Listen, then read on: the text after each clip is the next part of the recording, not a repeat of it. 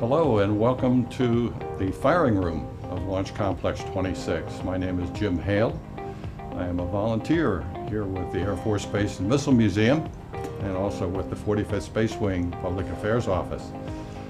This is the firing room, and you might wonder, what does the firing room do? Well, the firing room is the place where all the consoles and the operators stand when they're launching a rocket from a launch pad. And in the case of Launch Complex 26, the launch pad happens to be about 400 feet away from where we're standing right now. We're inside of a very substantial building called the Block House, surrounded by concrete 2 feet thick.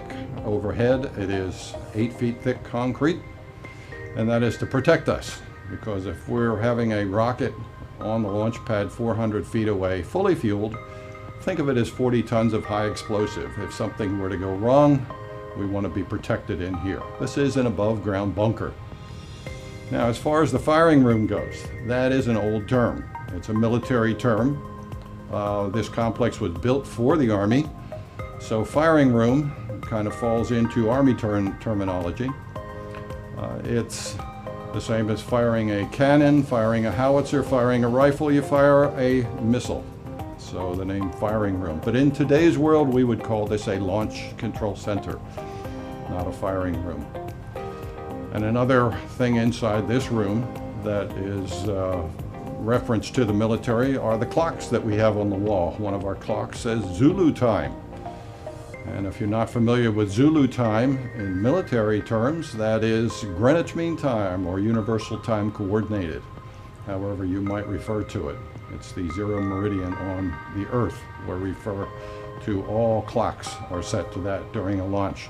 400 feet away, standing on the launch pad, is something we call a gantry. And again, that is an old term.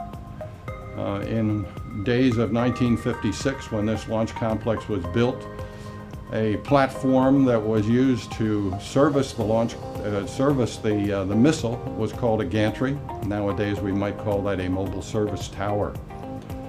But it served the purpose. Instead of moving scaffolding around, we have a fixed tower that can be put up with platforms, and you can work on different levels of the rocket while it's standing on the launch pad. The gantry that we have here at the museum is quite a relic. It was used to service the very first satellite that the United States put into orbit. That was called Explorer 1, January 31st, 1958.